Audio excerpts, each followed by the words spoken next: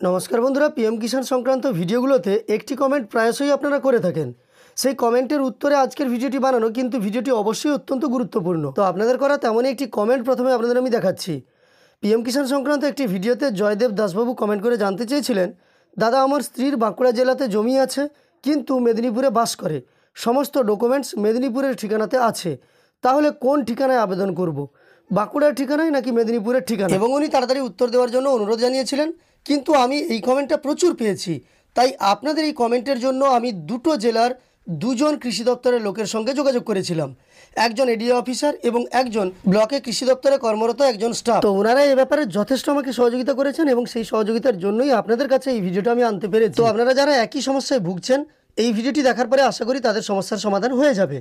আপনারা পিএম কিষাণের 18তম কিস্তির জন্য অপেক্ষা করছেন এবং নতুন যারা আবেদনকারী তারা কিন্তু এই 18তম কিস্তির আগে আবেদন করতে চাইছেন, তাহলে অ্যাপ্রুভড হয়ে গেলে 18তম কিস্তির টাকা দেওয়ার সময় ওনারাও তাদের অ্যাকাউন্টে টাকা পেয়ে যেতে পারেন। সে কারণেই আপনাদের ভিডিওর মাধ্যমে উত্তরটা দিতে চাইলাম, যাতে ওনার মতো আপনারা যারা একই সমস্যায় ভুগছেন তারাও সমস্যার সমাধান বা সমস্যার উত্তর পেয়ে যান। তো চলুন কথা আর না বাড়িয়ে সরাসরি আমরা ভিডিওতে দেখে নিই যে আপনার যদি এক জেলায় বা এক ব্লকে জমি আছে এবং আপনি অন্য জেলায় কিংবা অন্য ব্লকে কিংবা অন্য গ্রাম পঞ্চায়েতে বসবাস করেন, তাহলে আপনি পিএম কিষাণে কোথায় আবেদন করবেন, মানে কোন ব্লকে আপনি আবেদন করবেন, সেই সংক্রান্ত তথ্য আজকের ভিডিওতে আমরা দেখে নিই। ভিডিওটি শুরুর পূর্বে আপনাদের কাছে অনুরোধ করব, ফেসবুক থেকে ভিডিওটি দেখে থাকলে অবশ্যই পেজটিকে ফলো করবেন এবং ইউটিউব থেকে দেখে থাকলে চ্যানেলটিকে সাবস্ক্রাইব করে পাশে থাকা নোটিফিকেশন বেল আইকনটাও অল করে রাখবেন।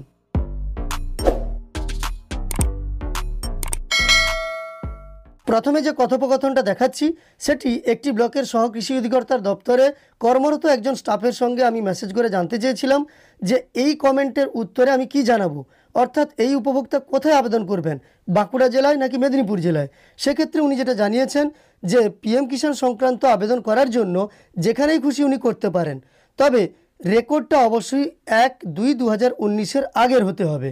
মানে উনি বাঁকুড়া জেলাতেও আবেদন করতে পারবেন, মেদিনীপুরেও আবেদন করতে পারবেন, কেবলমাত্র রেকর্ডটা 2019 সালের 2 মাসের 1 তারিখের আগে হতে হবে, তবেই কিন্তু উনি পাবেন, না হলে অনলাইনে আবেদন করে কোনো লাভ হবে না।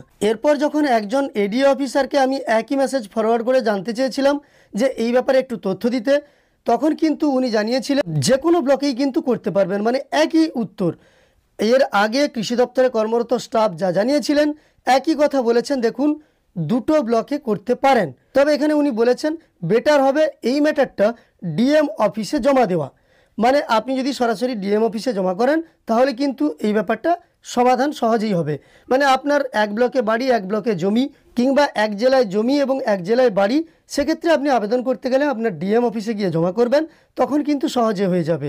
আমি কিন্তু এই জায়গাতে আরেকবার জানতে চেয়েছিলাম যে ডিএম অফিসার কি নেবেই, তো সেক্ষেত্রে উনি উত্তরে হ্যাঁ লিখেছিলেন ঠিকই, তবে পরবর্তী অংশটা দেখুন। সেখানে উনি যেটা বলেছেন যে আপনার যে অ্যাড্রেসে বাড়ি ওইখানেই কিন্তু ডিএম অফিসে গিয়ে আপনি জমা করবেন। আরেকটা কথা উনি বলেছেন যে বেটার হবে একবার আপনি আপনার অ্যাড্রেসেরই, মানে আপনি যেখানকার বাসিন্দা ওই অ্যাড্রেসেরই আপনি যে ব্লকে বসবাস করছেন সেই ব্লকে গিয়ে জমা করতে। মানে আপনি যদি সেখানে গিয়ে সহকৃষি অধিকর্তার দপ্তরে আপনার ব্লকের জমা করেন, সেখানেই কিন্তু জমা নিয়ে নেওয়া উচিত। যদি জমা না নেয় তখন কিন্তু ওখান থেকে যদি রেফার করে দেওয়া হয়, আপনি বলেন যে আমি তাহলে ডিএম অফিসে জমা করতে যাব, আপনি রেফার করলে ভালো হয়, সেক্ষেত্রে কিন্তু ডিএম অফিসে আপনাকে সহজেই নিয়ে নেবে আপনার আবেদনপত্র। না হলে কিন্তু উনি যেটা লিখেছেন যে ডিএম অফিসে তো সবাই আবার হঠাৎ করে ঢুকতে পারবে না, এবং ব্লকের কৃষি দপ্তরে গিয়ে আপনি যদি জমা করেন আপনার আবেদনপত্রটা গৃহীত হয়, সেটাই কিন্তু বেটার হবে। আর না হলে ওখানে অনুমতি নিয়ে আপনি আপনার ডিএম অফিসে চলে যাবেন, তাহলেই কিন্তু আপনার এক্ষেত্রে সমস্যার সমাধান হয়ে যাবে। এবং দুজনেই প্রচুরভাবে আমাকে সহযোগিতা করেছেন, আপনাদের প্রশ্নের উত্তর ওনাদের পাশ থেকে আমি পেয়েছি, সেই জন্য অসংখ্য ধন্যবাদ জানাবো স্যারেদেরকে।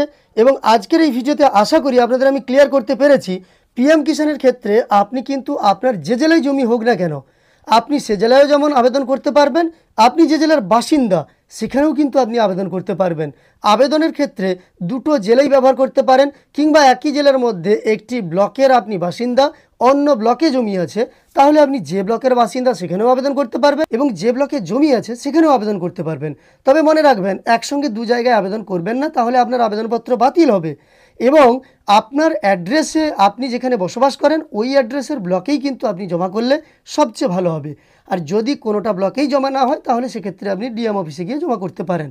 আশা করি আপনাদের আবেদনপত্র জমা নেওয়া হবে এবং আপনারা পিএম কিষাণের জন্য আবেদন করলে প্রধানমন্ত্রী কিষাণ সম্মান নিধি যোজনার মাধ্যমে বছরে 6,000 টাকার আর্থিক বেনিফিট পেয়ে যাবেন। এই ভিডিওটি দেখে আপনার যদি উপকারে এসে থাকে, মনে হয় ভিডিওটি হেল্পফুল, তাহলে একটি লাইক করে আমাদের উৎসাহিত করার সঙ্গে সঙ্গে চ্যানেলের সঙ্গে যুক্ত থাকতে চ্যানেলটিকে সাবস্ক্রাইব করে পাশে থাকা নোটিফিকেশন বেল আইকনটা অল করে রাখবেন। আর ফেসবুক থেকে দেখে থাকলে অবশ্যই পেজটিকে ফলো করবেন। ভিডিওটি শেষ পর্যন্ত দেখার জন্য অসংখ্য ধন্যবাদ।